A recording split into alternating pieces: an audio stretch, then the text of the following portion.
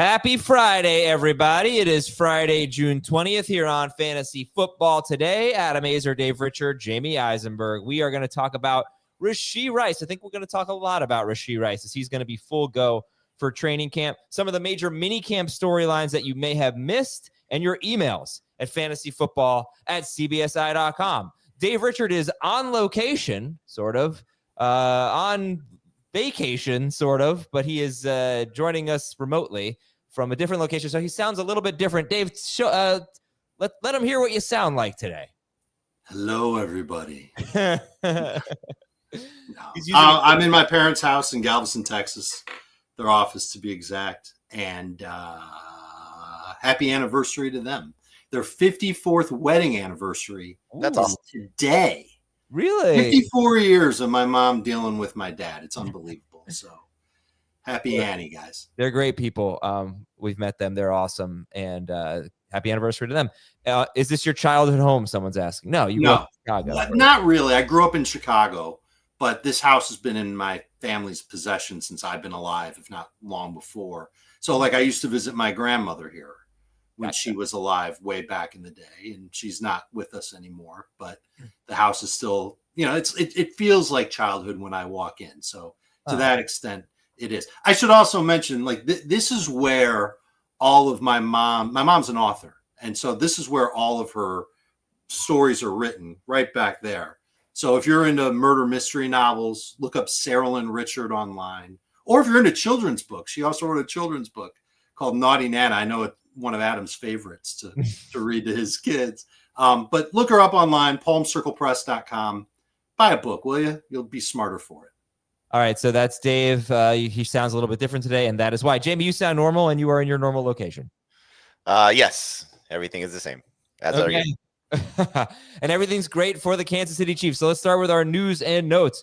Rashee Rice and rookie offensive tackle Josh Simmons are going to be full participants in training camp. Simmons could compete for the starting left tackle job. Also, Andy Reid said he's not at the moment looking to limit Travis Kelce's snaps. He could reevaluate that if he needs to, but not looking to limit Kelce's snaps. Rice, okay, let's talk about Rashee Rice because he is not coming off a torn ACL. He is coming off a torn LCL, and I really couldn't find, this guy tore his LCL in week 4. There's not a lot of precedent. I found some guys we should talk about who came off torn ACLs, but I did see a lot of Rashee Rice on hype on Twitter or X yesterday and today because people were excited about him being full go for training camp. He was the number 2 wide receiver per game, if you don't count the 4 snaps he played in week 4. He was on pace for 164 targets. He was on pace in the last 6 games of 2023 for 159 targets. And then in the postseason, 4 games there, he was on pace for 140 targets. So since the last 6 games of 2023, we're looking at a guy who's probably been on pace for about 150 plus targets, which is fantastic. Okay. Where is he ranked for you, Jamie? Rashee Rice? I think he's 15, right in that range. A 3rd-round pick, somebody who you should be, excited about. Obviously, there's some differences to when he left the field to where the Chiefs are now. I think Xavier Worthy's emergence is going to be somewhat of an issue for him. And I also think that if Marquise Brown's healthy, it's going to be somewhat of an issue for him. But you just laid it out, how great he was in the time that he's been on the field for Patrick Mahomes and the Chiefs. And it feels as if he's the number 1 receiver and probably number 1 receiving threat for Kansas City right now. So there's a lot to love about the situation for Rice. And Dave, how about you? Jamie says he's got him around 15th, and you? It's exactly where I have him.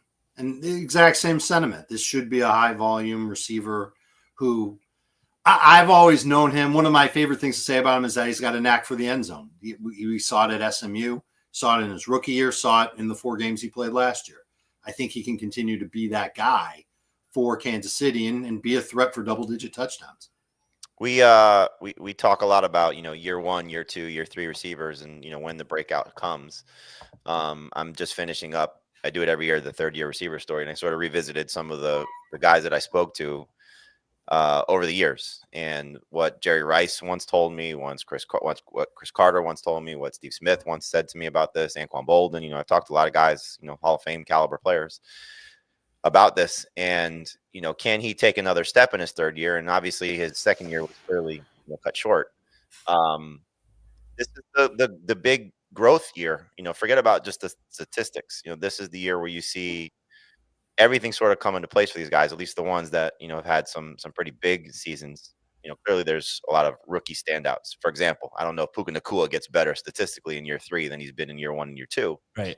But this is a big growth year for a lot of these players. And I'm curious to see, how Rice sort of taking a step back. Obviously rehab was a big part of it, but you hear sometimes when guys get injured and they're just around, the playbook and learning, from their coaches and being in the room during meetings, how much do they, learn and grow and develop. And so it's going to be a good year for Rice, I think, so hopefully he's back, good to go. I think really, honestly, the bigger story though for the Chiefs is the Simmons recovery, because had he been cleared for the draft, he probably doesn't fall to them. Right. So this is a very talented left tackle or offensive tackle. They're hoping he can play left tackle. Missed about half the season and fell to them very late in the first round. And yeah, I'm surprised. I'm surprised that he's going to be full go start of training camp. Just gonna go ahead and we got Dave muted. Good. Dave's got some stuff going on back there. Bye, Dave. Yeah, it is a big deal. And left tackle was a big issue for them, obviously, last year. So I just wanted to ask you a follow-up question on Rashee Rice. If he were coming off a torn ACL instead of LCL, would it affect your rankings? As long as he's healthy and cleared, and look, taking part in minicamp is huge. For a guy coming off a significant injury. You asked me for some notes. For a minicamp note. Stefon Diggs coming back from an ACL tear is huge. The fact that he's already practicing and good to go. So, I mean, you never know how guys recover from injuries. You have the best examples, probably Adrian Peterson, and if we want to talk about current players, Chris Godwin, 2 years till he said he felt he was back to normal. So yes. There's so many differences in how guys recover, and age, I'm sure, is a factor. The team that you're with, the team doctor that you're with. There's all these different things that go into it. So I think just the fact that he's taking part in minicamp and cleared fully for training camp, it's extremely encouraging. And I'll just give you a personal example. I was offered in our dynasty league, somebody really wanted Drake London. It's a super flex league. I was offered Tua Tagovailoa and Rashee Rice for Drake London. To me, that was a no-brainer. I don't think if Rice is right, he's that far off from Drake London based on what we've seen. And you're giving me a quarterback that I could start on top of it. So I was happy to make that trade, especially knowing that Rice was clear. Okay. Rice is a really interesting player because you are not going to find a top 12 receiver. I mean, Deebo Samuel is the only guy who has had an ADOT as low as him. I mean, he 5 yards basically is the ADOT for Rashee Rice. First year it was lower than that. It was 4.8 yards. Last year it was 5.2 yards. And yet he still makes big plays because he's so good after the catch, but he doesn't make huge plays. He's not a downfield threat. He's just different. I had doubts that he could be that good in fantasy again because he had the lowest ADOT in football, I think, in 2023 as a rookie. It probably would have been pretty close to that in 2024. So, it's a different kind of profile. He's a different kind of player. He's terrific after the catch. It's going to lead to a lot of catches, though. That's for sure. All right. And then, Chris Godwin tore his ACL late 2021. He made his training camp debut on August 5th. He was not ready for the start of training camp, but he had a pretty bad season by his standards after the ACL. Courtland Sutton tore his ACL in week 2. And then I think he was ready for training camp, but they may have brought him along slowly. I read an article that was written on August 8th from the Denver Post that said Courtland Sutton appears to be regaining his Pro Bowl form of 2 years ago.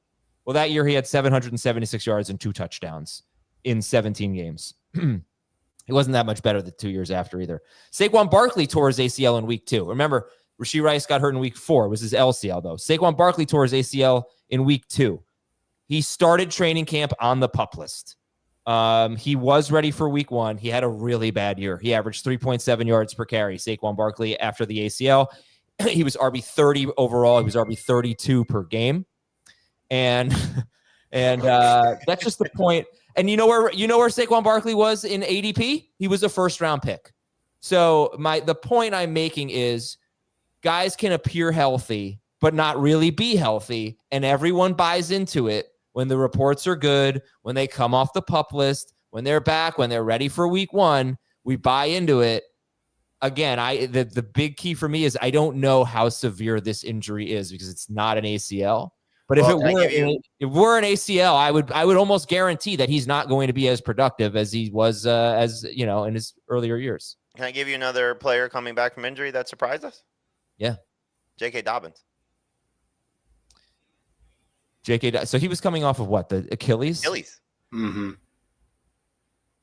He did. He did not look bad at all. He did, but he had 2 great games to start the year, and then after that, I think it was like 3.7 yards per carry, which is what Barkley was. Now overall, I guess just the fact that, and granted, he did miss 4 games for a different injury, probably not the best example, but I'm just saying, like, guy got hurt. I was thinking guys got hurt early in the season, and we're ready to go for the next year. I'll go back to what I said. It's there's never going to be a clear definition of this player, this injury, and will be ready to go on this day. It's just impossible. It's absolutely impossible. The fact that Christian Watson is taking part in any level of practice is amazing. For the injury he suffered when he suffered it. So all these guys are going to, have different levels of when they're back, when they're ready to go. I think just, again, you got to trust what you're hearing and what you're seeing. And the fact that he's taking part in minicamp with no issues. It's great, but it's just, I think you can run into trouble trusting what you're hearing and seeing, because I just read an article about Cortland Sutton appearing to be regaining his Pro Bowl form. And you're always going to get these articles about how great these guys look. And then they're never honest about it until a year after the fact, when they go, it wasn't really myself. I feel like Javonte Williams. Javonte Williams is saying 2 years after his ACL, and Javonte Williams had a horrible injury. But he's saying now, 2 years later, that he finally feels like he's back to himself. I think what we need to do is we need to talk to a doctor, honestly. Yeah, probably. It's also, I would guess if Rashee Rice comes out and has a great start to the season, I felt great from the beginning, I'm good to go. If he struggles, it's easy for him to go back and say, and I'm not saying that this is the case or not, but it's easy for him to say, my knee was still not right, and this is why I wasn't putting up these type of numbers. It just, there's being around this for so long, you never know what's the true definition of when somebody's right, when somebody's not right, how quickly they're back, all those things. And you never know when someone could have a setback, like maybe the Friday before week 1, and they are lost for the first 10 games of the season, like Christian McCaffrey had after he was, limping along all training camp long, and then he feels good, and then all of a sudden something doesn't feel right, and he's gone for a while, and we've already drafted. So I feel like if Rashee Rice had gone on last year and played 17 games at the pace that he played at for the first 3 games, he'd be a first-round pick. We're drafting him in round 3. Is that where we're at with him right now? I think it's kind of baked in that there's some injury downside, and I'm fine taking him in that range. If he ends up I don't think he's going to be as great as he was in those first 3. He had a 35% target per route run rate. No one has a route rate that high over the course of the season. That's really rare to see.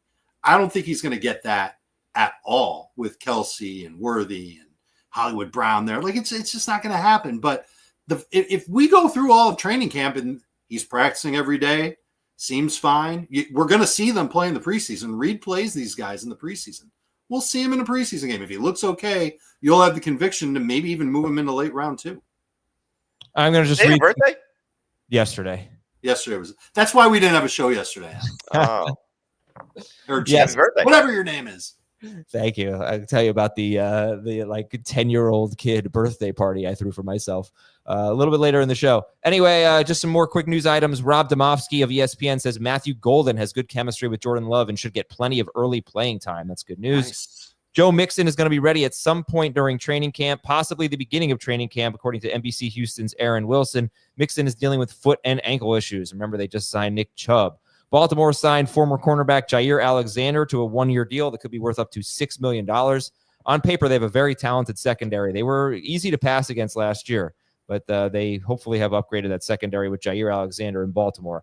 And Shedeur Sanders got cited for speeding twice in recent weeks. He failed to show up in court for one of those citations, and he was going way over the speed limit. So come on, man, slow it down. All right, we're going to take a quick break here and come back and talk about some minicamp storylines, some important things that you probably know a lot of them. They're worth repeating. Maybe some of them you missed. We'll be right back. Here we go. The 2025 CBS Sports NFL schedule is here.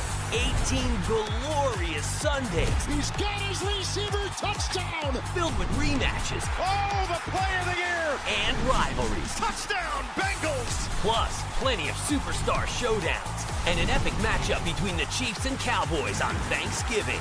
Clear your Sundays beginning September 7th for the NFL on CBS and Paramount Plus.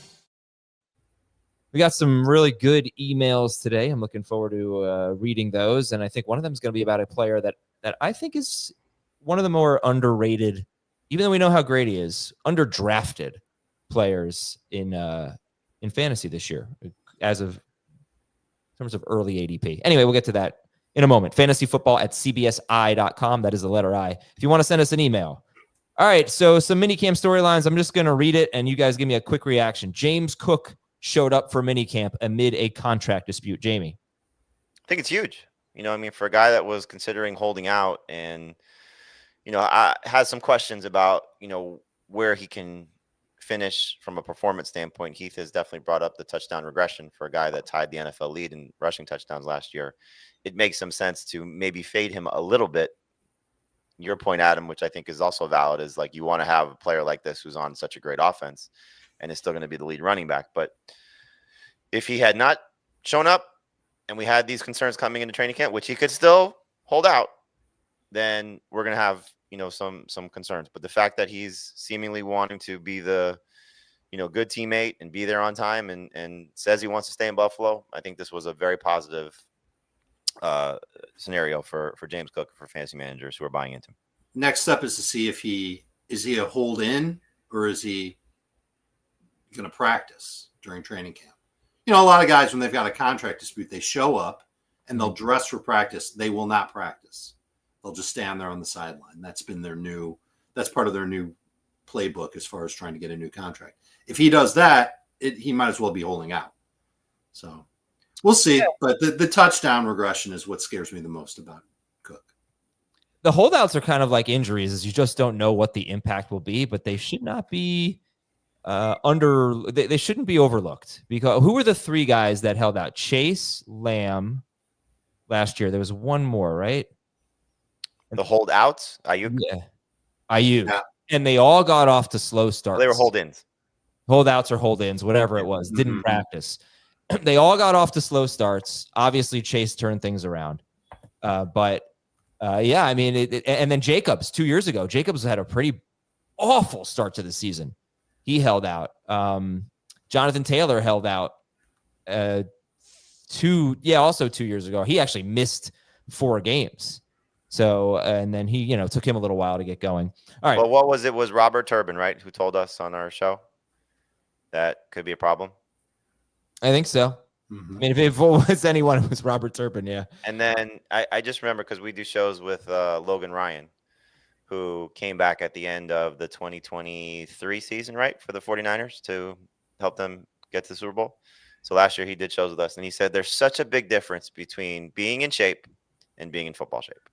And he's like, you could run as many sprints as you want. You can run up hills. You can lift as much weight as you want. He goes, until, he's a cornerback, former defensive back. He goes, until that offensive lineman leans on you, you don't know what it's like. And so, these guys are, they're doing everything they have to do. They're obviously in great shape. They're doing all their offseason stuff. Training has certainly changed. But I think it's a big part of it. When they're not actually doing their football stuff, it's and it's not something you could recreate unless you just have, the ability to, bring large human beings to train with you like that. But in any event, I'd like to see James Cook doing everything he's supposed to do, because I would like him to have another strong season. Yeah, and I think I'm in close to football shape. I guess I won't really know until you're not even in softball shape. Okay. All right. So how old are you now? 41. Oh, it's all downhill now. I wake up with sore ankles. You're not going to know why. I'm wearing a compression sleeve thing on my ankle because it is sore, but I know it's from tennis. Jonnu Smith did not show up for minicamp, and he could be traded. There was some talk about him going to Pittsburgh, and then that kind of cooled. But Jonnu Smith is holding out right now. And, obviously, there are obvious implications to that. We'll see. But Tyreek Hill. I wouldn't. So just small thing. I wouldn't say holding out a minicamp. Well, he didn't show up. Okay, fair enough. He didn't show up, again, contract related. That's more under the where there's smoke, there's fire category. Okay. Like, why would he go and get himself hurt if he's about to get traded and potentially get a new contract along with it? Garrett Wilson is being moved around the formation for the Jets. He's, about a 22% slot rate, which is, you're a true outside receiver. That's, Marvin Harrison is in that range. I was just looking up some other guys, but it's not like you can't be good with that kind of slot rate, but that's pretty darn low for a wide receiver. So Garrett Wilson being moved around the formation. Aaron Glenn also expressing confidence in Breece Hall. Who should be drafted first, Breece Hall or Garrett Wilson? Wilson. I think Wilson should be drafted first. I think Hall will be drafted first. Jamie, you talked about Stefon Diggs being on schedule in his recovery from a torn ACL and just participating in minicamp. What do you think about that? I mean, look, he's got an opportunity to be the best receiver for the Patriots. To what degree, we'll find out. He'll be 32 during the season. I believe it's November. 31 now. He was pretty solid last year for the Texans before he got hurt. And I think this is the type of move that you make when you're trying to build around your young quarterback. I don't know if he's that player, but once upon a time he was for Josh Allen when he went from Minnesota to Buffalo. And, we saw the heights that Josh Allen started to get to because he had a legitimate proven guy. So whether it's going to be Mac Hollins as the other outside receiver, or hopefully it's Kyle Williams, looks like Demario Douglas is going to be the slot guy. I would be very surprised if Stefon Diggs, if he's healthy, ready to go, does not lead them in targets for as long as he's out there, because he's the most proven, polished receiver that the Patriots have, and it's not close. 32, right? 30. He will be 32 in season. Yeah, coming off the torn ACL. Dave, CJ Stroud, the guy who used to throw to Stefon Diggs, he basically said, "You guys were overreacting. My shoulder's fine." That was encouraging. You cool with that? It's going to be a checkpoint in the early days of training camp just to make sure that he's throwing without issue and he doesn't have a bag of ice on his shoulder or anything like that. So once that happens, then we'll go from rarely seeing CJ Stroud getting drafted in 1 QB leagues to rarely seeing CJ Stroud get drafted in 1 QB leagues. Yeah. No, but I think he's going to end up being a pretty good waiver wire / late round bargain. Simply because you look at what how he performed, and he was a bust. There's no way around it. Top 5 quarterback based on ADP last year and struggled. But when everybody was healthy in the beginning part of the season, he was hovering slightly over that 20 point per game range. I think it was more than half of his games. Or I'm sorry, not hovering. He had produced more than 20 points per game in like half of his games when the first 6 games when the guys were healthy. So before Diggs suffered the ACL, Collins missed a couple games in there with his start of his hamstring injury. I think that's kind of when it really coincided. He's if Higgins and Kirk are decent players, and we know what Kirk's track record has been, and obviously Higgins seems to be the second outside guy, like he's going to surprise some people, CJ Stroud. I still think there's plenty of talent there. Now, will the offensive line hold up? Is his shoulder going to be okay? No one's going to draft him as a number 1 quarterback, as Dave said, late round pick at best in 1 quarterback leagues. But I think there's still an opportunity here. The 2 guys that I think fall into a similar category, a lot of hype after 2023, disappointing 2024. It's Jordan Love and CJ Stroud. And there's easy paths to them bouncing back to being starting caliber fantasy quarterbacks that you can get for very cheap if you want to just wait in the position. Yeah, in Love, because it's so obvious.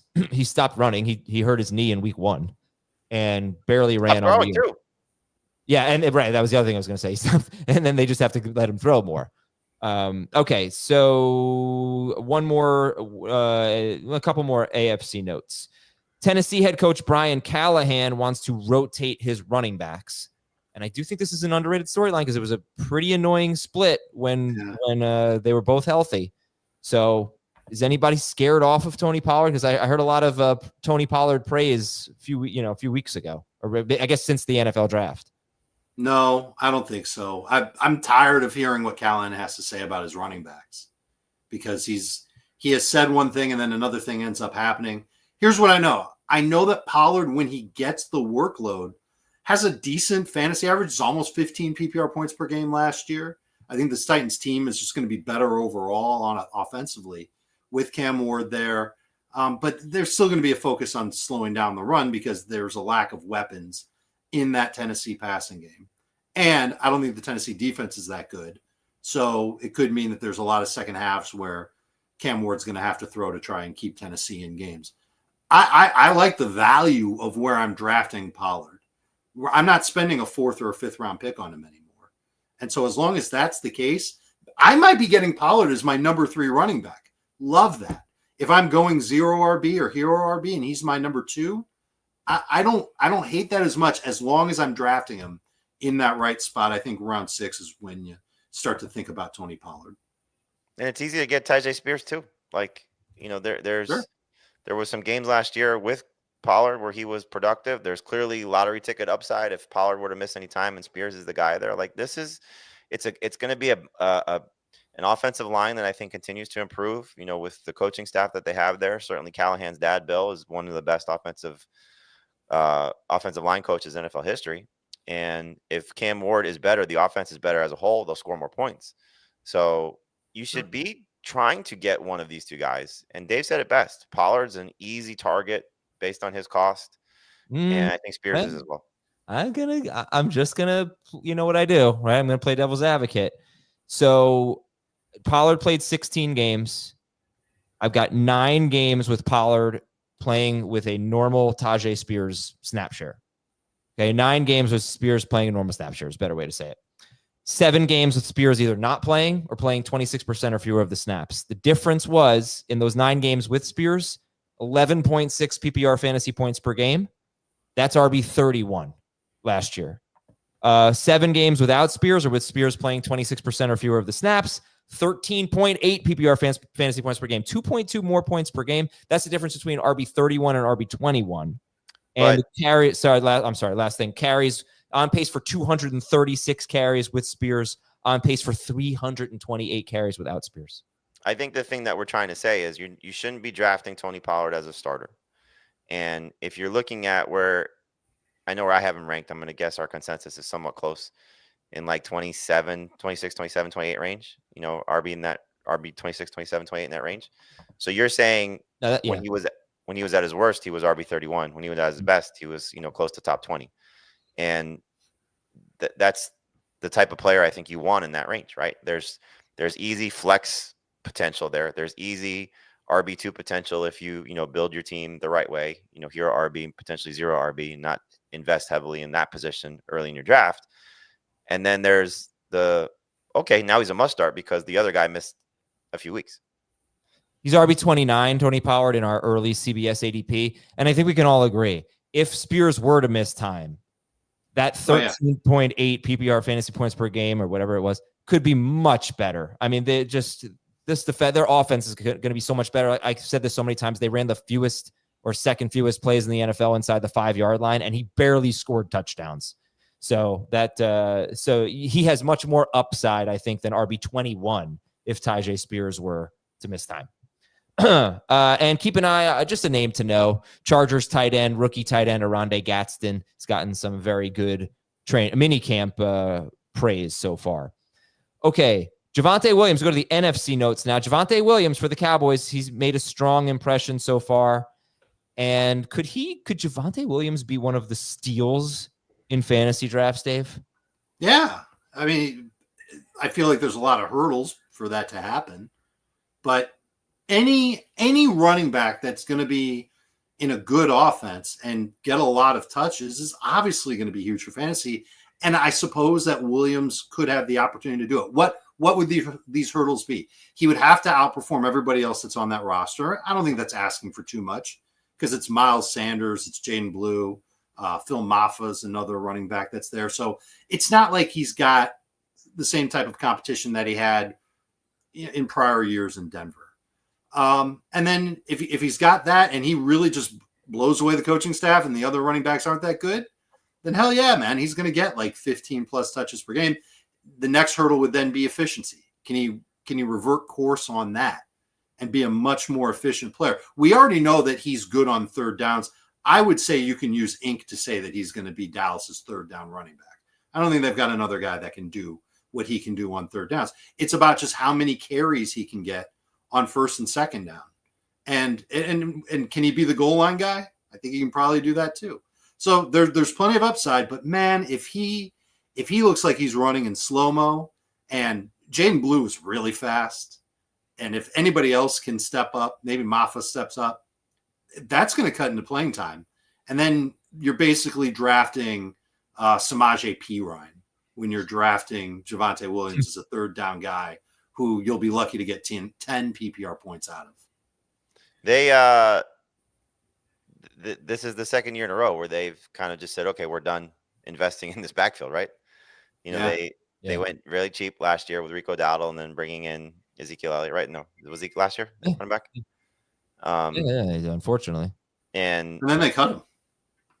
And then you see what they've done this offseason with, day 3 running backs in the draft and Javonte Williams and Miles Sanders. And if you're hoping for Williams to be good, you're hoping for him to be what J.K. Dobbins was, a veteran guy that had a lot of promise early in his career, dealt with some injuries, and now is getting an opportunity with the second team that there's no expectations for, so you're going to get great value on Javonte Williams if he can be what he was as a receiver during his time toward the end of his Denver tenure, which was 50 plus catches last year, and then can get back to being the runner that he was, at least what we thought he was going to be in the beginning part of his career before the ACL tear. Like there's such a clear path to success here. So it's easy to take him at his cost.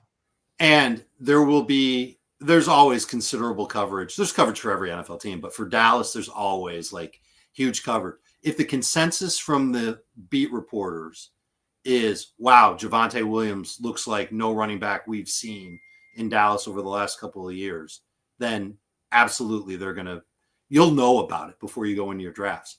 And right now I would take him around like pick 100, maybe a little bit before. If the drumbeat gets louder and he looks like he's the guy, he's not going to go that he'll go in that same range as Pollard. I think he is now, if I'm not mistaken. Let's see what his ADP is. Looking at early CBS ADP, Pollard's going 81st, Javonte's going 103rd. So it would be like Javonte versus Tyrone Tracy, Javonte versus Najee Harris. Do you guys like him better than those guys? Tracy, yes. Najee, no, not yet. Better than Tracy, better than Najee, yes. Would you take Brian Robinson Jr. or Javonte Williams? Right now, Robinson, but that's close. I think I have him back to back. It's especially close in PPR because Brian Robinson on a good week is also 10 or 11 PPR points. More NFC notes. Chicago rookie wide receiver Luther Burden is dealing with a soft tissue injury for more than 6 weeks now. Yeah. Mm-hmm. And Colston Loveland isn't back yet. So those first 2 picks have not debuted. Jordan Addison could face a suspension for his DUI arrest. The Saints have not settled on a quarterback yet. Eesh. Sam Darnold. So I didn't really see this, Jamie, but Sam Darnold struggled in minicamp. Yeah, at least the early part of it. And Jalen Milroe not necessarily stepping up either, as far as what I read. So it was Mike McDonald saying Darnold's fine. He's our guy. Don't even question it. And that's going to be an interesting one to follow because we saw how great Darnold was last year. And there's a lot of high expectations for Jackson Smith and the Jigba, understandably so. He was great once DK Metcalf got banged up last year and even to close the season when Metcalf came back. And you have Cooper Kupp that, people are still going to buy back into. It's going to depend on, how good Darnold is. And if Darnold struggles and they do turn to Milroe, which I'd be surprised. I think probably Drew Lock would get the first opportunity to be the number 2 guy there. But sure. It becomes a sliding scale for the pass catchers. So nobody's drafting Darnold to be a number 1 fantasy quarterback. He's, barely going to be a starter in 2 QB in super flex leagues. But I think the concern would be is if Darnold does struggle, how does the JSN managers react? Must be the offseason. Dogs barking, phones dinging. We're talking about Javonte Williams for more than 15 seconds. Oh, man. All right, Kyler Murray wants to run more. That'd be cool. And Rams left tackle Alaric Jackson. We talked about this last week. He's dealing with blood clots, so they don't know what. That's a pretty big issue to keep in mind for the Rams. Yeah. Now they worked around their offensive line quite a bit last year, and their offense didn't really kick into high gear until that offensive line was close to right, and then they really did down the stretch. You saw some big games from everybody in that offense. So signing DJ Humphries, that was a Band-Aid, and we'll see how that turns out. But Jackson, I think, was a pretty good offensive tackle last year. I'd have to double check like PFF grades and other data that we've got to justify that. But losing a left tackle when you've got a 37-year-old quarterback in Stafford, it's kind of a big deal. Are you ready for some emails, Dave Richard? I am always ready for emails, buddy. Well, I am not. We got to take a break. When we come back, then I'll be ready for emails at fantasyfootball@cbsi.com right after this. When you need your sports news all the time, We've got breaking news to bring to you. CBS Sports HQ gives you a snapshot of all the sports that matter to you. When you need your sports in a snap, find it on CBS Sports HQ, streaming free anywhere you are. Okay, this first email is from Henry. Where's he from? Henry is from Detroit, Michigan. When you hear the name Henry, what movie do you think of? Rookie of the year. Yeah, right? It's just automatic. Henry is Rowan Gardner? Yeah, that's it. What else could it be? When you hear the name Candy Rock, Bar. what movie do you guys think of? Well, okay, from Henry says, with the 101, I'm taking Jamar Chase. Is it worth a bit of a reach to take Burrow at 501 for the stack as opposed to waiting for the later round values? If he's there. Right. I don't think it's a reach to take him at 501. Right. Joe Burrow. But this is a guy that I was referring to earlier. I really think Joe Burrow is incredibly underrated, especially in 6-point per passing touchdown leagues. He has had basically 2 elite years of the last 3. And 2023, what the hell was this? It wasn't the appendectomy. He came in hurt. 2023 hurt his calf. And he got off to a really bad start. But then once he clicked, he was so good. So I think Burrow is such a safe, good player to draft.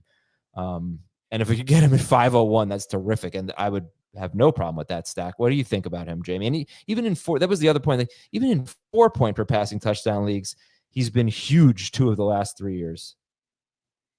Is it safe to say, fantasy-wise, because obviously there are a lot of guys who can do great things throwing the football, that he's the best non-running quarterback? Oh, yeah. Fantasy-wise? Oh, yeah, absolutely.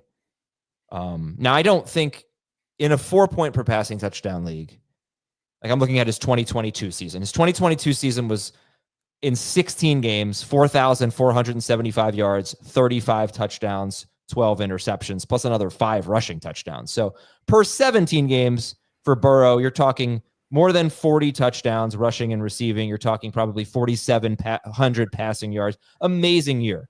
Did not even come close to Jalen Hurts, Josh Allen, and Patrick Mahomes in 4-point per passing touchdown leagues on a per game basis that year. That was 2022. So he's got, I guess, some upside issues there, but in 6-point per passing touchdown leagues, he's pretty close. Let me just. He feels like the safest for 4,540. He's absolutely the odds leader to lead the league in passing yards. Yeah. Now, are they going to throw less? They might throw less. I don't know if that's happening. It's 600. Let's see. How many pass attempts did he have last year? He had 652 pass attempts. Okay, you might throw a little less than 652 times, but he'll be over 600 if he stays healthy. That is 38.4 per game. That's actually like pretty doable. It's gonna be good times for Joe Burrow. 5th round's great. All right, from Lewis, says, "Hi, new Adam. I usually wait to draft quarterback, and I struck gold last year with Daniels. I play in a 12-team half PPR league, 4-point per passing touchdown. Here's how." So then he listed where the quarterbacks were drafted last year, and they started with Josh Allen with the 2nd pick of round 3, and then 3 quarterbacks went in round 4. So he said, if I apply last year's draft results to your quarterback rankings, here's what I would get in terms of tiers and where they'd be drafted. And Lewis wants to know which tier you like best based on where they might be drafted in his league, right? Because that's kind of a challenge for us, is we don't know how every league's going to draft their quarterbacks. Sure. Tier 1, he thinks would be 3rd or 4th round, and it would be Jackson, Allen, Daniels, Burrow, Hurts. Just 4 point per passing touchdown. That I would imagine will be the case in like every 1 QB league. I don't know. I mean, I still feel like there's going to be plenty of leagues where these guys are going. Some are going in the 1st round. That's fine, but those are going to be the first 5 quarterbacks off the board. Oh, yeah. 3rd or 4th round, he thinks in his league for Jackson, Allen, Daniels, Burrow, Hurts. Do you like that? Or do you like this group in the 6th round? Mahomes, Mayfield, Bo Nix, Dak Prescott. Too soon. And then Fields, Purdy, Goff, Williams, Lawrence, Murray. It's everyone else 8th round or later. Yeah, I'm looking for one of those first 5 quarterbacks as long as it's not a reach. Right. Is Burrow or Hurts in round 4 better than pick your quarterback? That second tier in round 6 or 7, I would say yes. I think I felt like that one was kind of easy, but is Burrow or Hurts in round 4 of a 12? This is a 12 team. Yeah, 12 team league better than your favorite quarterback, after that second tier in round 8 or later. Yes. Depends how late we're talking about, but I would probably lean that way. Okay. And this is from Daniel. And where's he from, Dave? He's from New Brunswick, New Jersey. And he says, subject line, tiers question, and I love New Adam. And then he says, New Adam actually scares me a little. I just said that in the subject, so you'd read it. Have you actually been New Adam yet? No, I haven't. Just shut your stupid mouth. I'll try to be more eloquent than Jamie so I don't trigger another explosion. Yes, thank you, Daniel. Anyway, you guys are great about breaking down tiers and emphasizing their importance. However, I think one thing gets missed is just how big of a difference there is between tiers. This is maybe more for us auction people, but I think it's valuable information in Snake as well. It would be helpful to get some qualifiers about the gulf between tiers and how to make that actionable. Like pick X number of non-wide receivers before the start of the next tier, or the auction value drop. So do you understand the question here, Dave? And what do you want to say about tiers? And tiers originated from auctions, for me anyway, some 20 years ago when I started to do some of the Scott White also did a lot of tier work for baseball way back in the day. So I would look at it this way. Like we just talked about those first 5 quarterbacks that we really wanted to get, and we want to get them at a value. What's the expectation for those guys? Obviously, it's going to be a higher expectation than any quarterback taken after them. We're looking at somewhere in the neighborhood of 24, 25 fantasy points per game with gusts up to 28, 29, 30 fantasy points per game. Those are the high upside mega studs that can help you win your league. If you want to wait for one of those tier 3 types of quarterbacks, well, now you're talking round 9 or round 10, that's fine. But those guys we're mostly going to put into like a 20 to 22 point bucket. And the guys in between will be right in between 22 to 24 fantasy points. If we got 24 fantasy points this year out of Patrick Mahomes, that would be great considering what he's done each of the 2 years prior. And because you're drafting him a little bit later. So the drop off from tier 1 to tier 2, we're talking about maybe a couple of points on the floor, but certainly a lot of points on the ceiling. And then the drop off from tier 1 to tier 3, well, now you know that there's going to be a big drop off, could be in the neighborhood of 5 fantasy points per game from the first tier to the third tier. That's a lot. That's something that I don't necessarily, I don't want to target the late round guys if and only if I can get one of those early round, first tier, high upside stud quarterbacks with a pick that feels like a good value. I'm not trying to steal them. I don't want to hope and cross my fingers that I get Lamar Jackson in round 4, because it's probably not going to happen. But if I get him in round 3 or maybe even late round 2, I'm probably going to be okay with that. That feels like a fair value for somebody that's got huge upside. So what's a bigger, let me go to running back tiers, for example. Let's just say that we had a tier of running back that was Kyron Williams, Josh Jacobs, Chase Brown, Bucky Irving, and Jonathan Taylor. And then the next tier we felt was Ken Walker, James Cook, Chuba Hubbard, Breece Hall, Joe Mixon, Connor. Let's say that's tier 2. Again, Jacobs, Chase Brown, Taylor, Bucky Irving, Kyron Williams. Sorry, I mixed the order up. And then after that, Ken Walker, James Cook, Chuba Hubbard, Breece Hall, Joe Mixon, Alvin Kamara, James Conner. You could say maybe there's not a huge gap between those tiers, but then the next tier is Henderson, Montgomery, Swift, Hampton, Judkins. Maybe you feel like, okay, now there's a really big gap between tiers. And then you sculpt your strategy around that and say, I got to make sure that I'm in that the tier 2 and 3, that I get at least one, if not two. Now, I'm not saying we feel that way. I'm just, this is hypothetical. That we want at least one. Good. It might be hypothetical, and it really comes down to how each individual fantasy manager feels. And that's why you've got to review at bare minimum tiers, rankings, whatever you find, whatever you trust before you go into your draft. Because you might look at the tight ends this year and go, oh my God, after George Kittle, I don't want any of these scrubs. I don't care what the guys say about, late round tight ends. And right away what you should be doing in round 2 or maybe round 3 is trying to get one of those stud tight ends.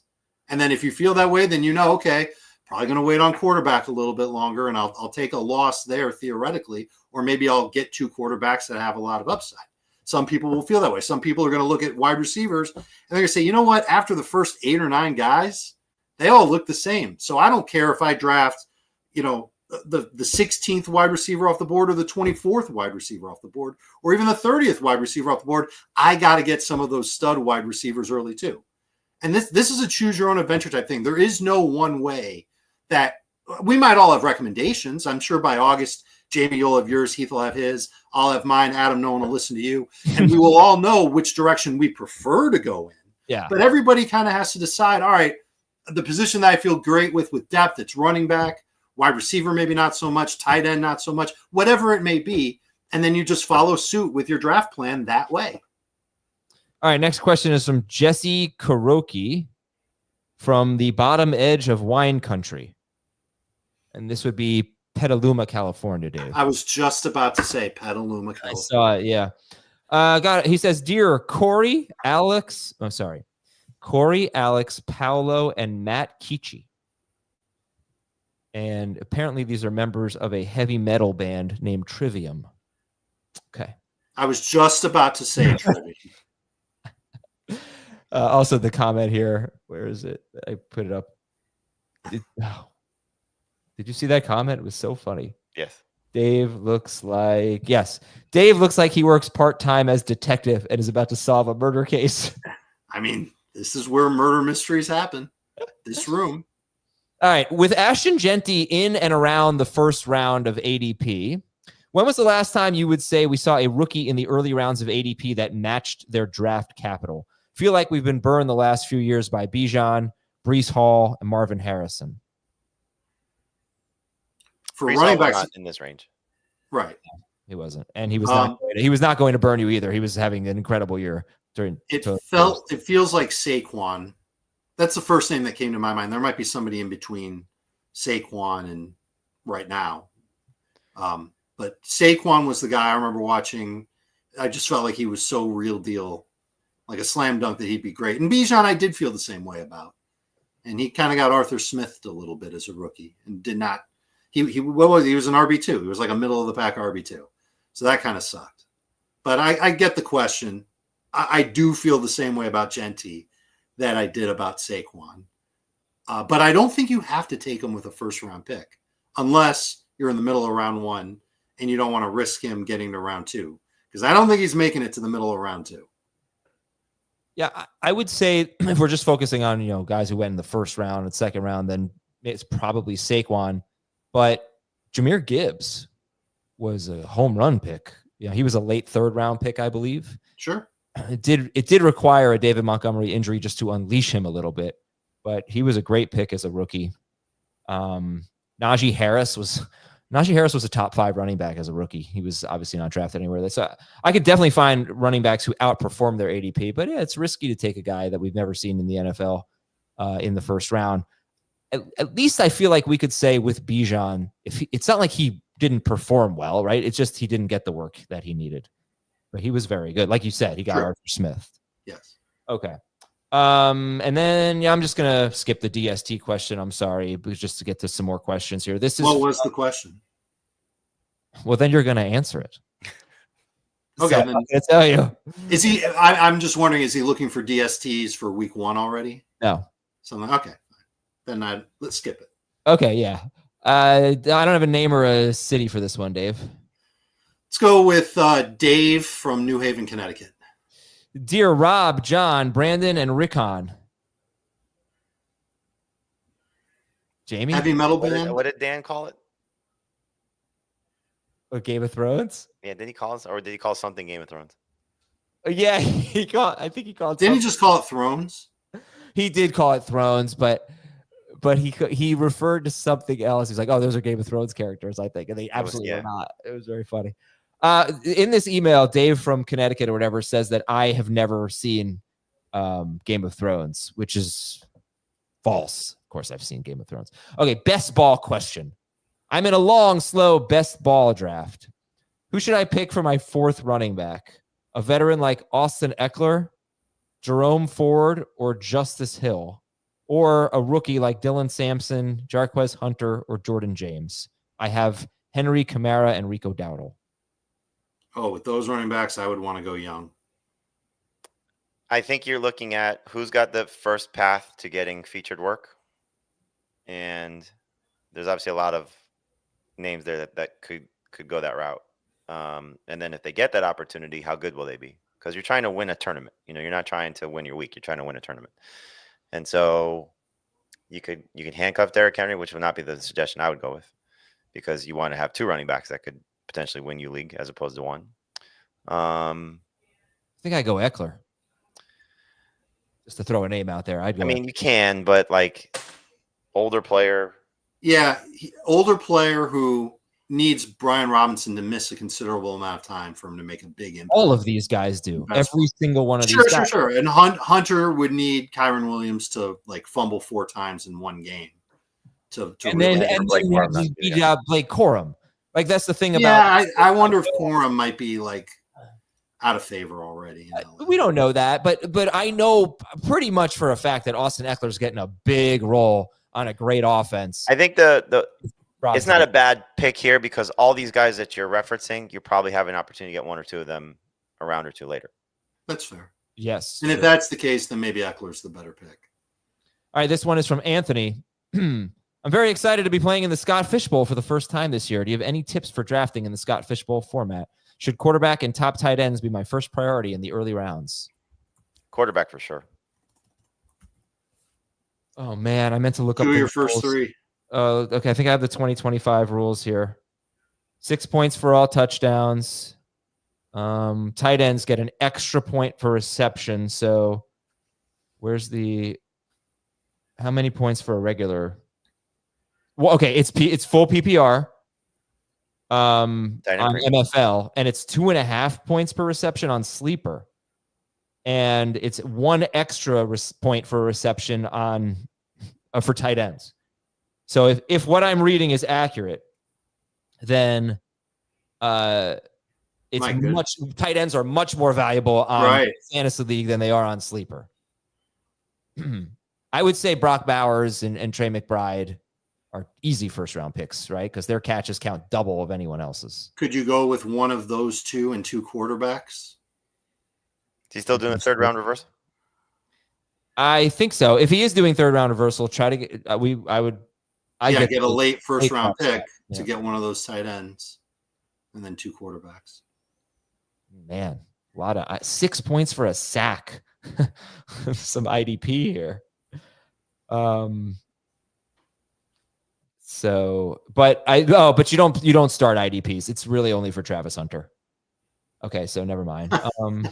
Okay. Or Bo Melton. Yeah, my tips would half a point per carry. So that probably counts for quarterbacks too. So the mobile quarterbacks, especially in it is 6 point per passing touchdown. Like Josh Allen, he throws a lot of touchdowns and runs a lot. So he's so valuable. Okay.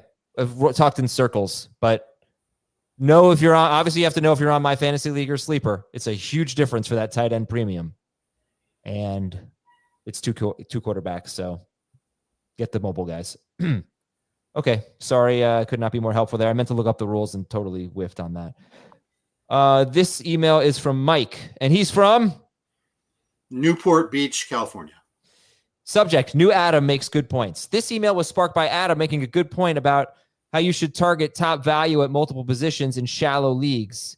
even if it means giving up some value at another position. For example, taking Brock Bowers or Trey McBride in round 2 to give yourself that huge positional advantage rather than going wide receiver.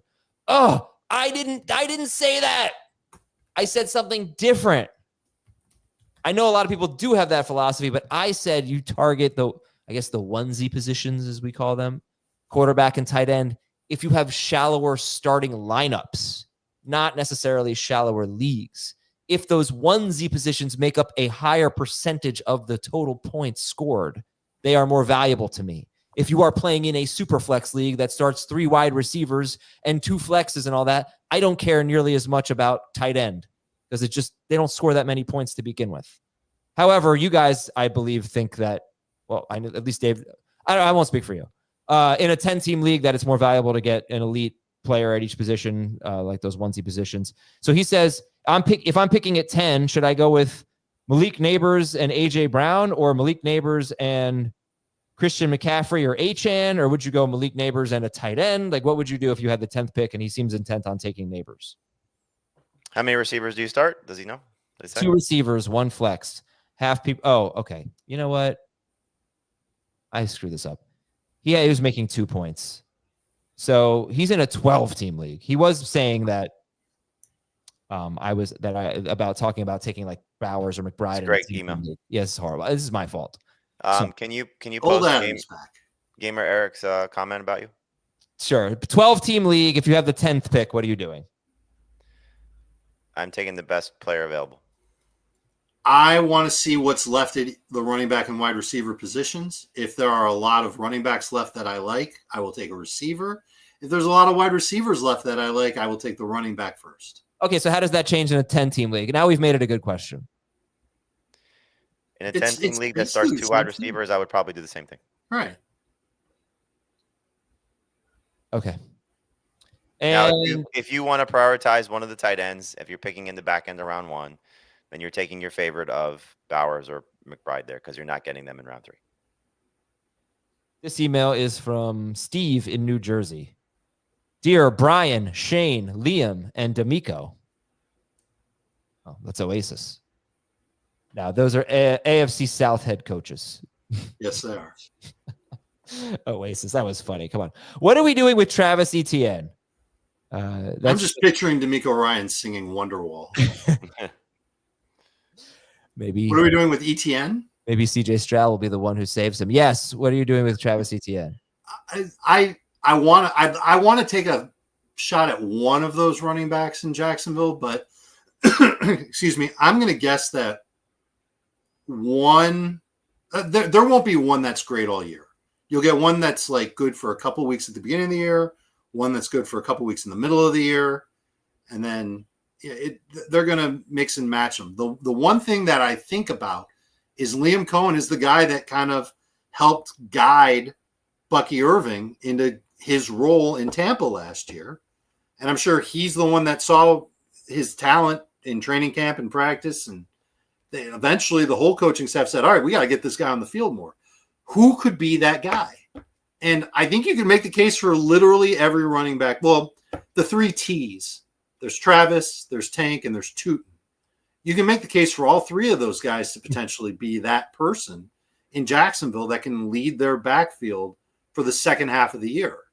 I don't know if it's going to be reliable. None of these guys are going to be early round picks. The one that's coming off my board first is ETN, but I've got intrigue for all 3 of those T Jaguars type running backs. You asked us about Tony Pollard and where he should go. I'm looking at Fantasy Pros ADP right now. Pollard is in that range of guys with Pacheco and Robinson and Tracy, Najee, Jalen Warren. Travis Etienne is 104th. Like, it's so easy to take him. And if he hits, we are still talking about, like, we're sitting here and say, okay, Breece Hall was a huge bust last year and you should buy back into him. There's similar situation for Travis Etienne. I think Hall should go significantly higher than Etienne. Of course. But you are talking about a guy 2 years ago who was among the best fantasy running backs. Forget how he got it done. He still produced at one of the best levels that we saw that year and was awful last year. Tank Bigsby had outperformed him. But big time. There's still plenty of bounce back potential, especially if Tootin can't hold on to the ball. If he's going to fumble again in camp, then it's going to be Etienne and Bigsby. And Tootin may never get that opportunity until Etienne walks out the door, and they can run him into the ground if they want to. Yeah. There you go. Okay, guys. Jamie, question for you. Of 1, 2, so you, Dave, Thomas, Heath, and Dan, of those 5, who were the 2 that wished me a happy birthday yesterday? Dan and Dave. We're half right. Dave and Thomas. Thomas. Schaefer. What a guy. What a guy. Usually I get a happy birthday from Jamie. Yeah, I'm surprised I missed it. Off year for you.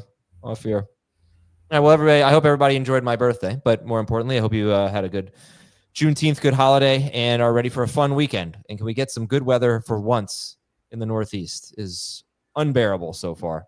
But summer is officially here. I believe today is the first day of summer. Maybe it's tomorrow. So we're turning the page. Get some good summer weather. We will talk to you on Monday with a new edition. What did you do for your 10-year-old birthday party?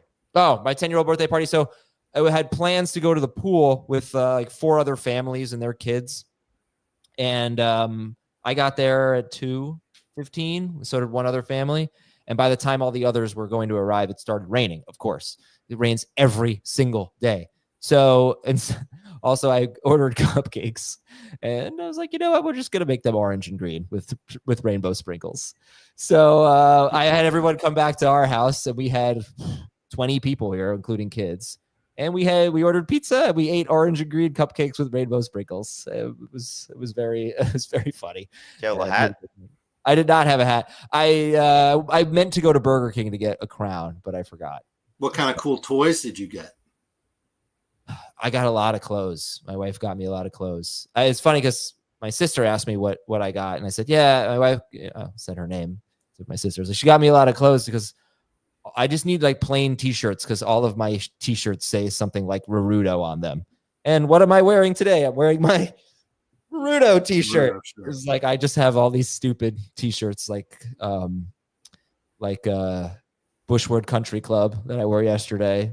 Caddyshack and Naruto today. So yeah, I got some clothes. That was it. You've got shirts with flair. Yeah, they're fun. And I have a lot of Draftathon shirts like the one Jamie's wearing today. You have a lot of shirts like the one I'm wearing today too. I have a lot of my Hurricane shirts like the one Dave is wearing today. Exactly. Right. Sounds like you really don't need clothes. What'd you say? Sounds like you really don't need clothes. I'm 41. I need like big. Now, if the wife is buying you clothes, that means that she's not happy with your clothes. She also bought me very cool shoes. That was a good gift. All right. Thanks everybody. We'll talk to you Monday. Have a great weekend. See ya.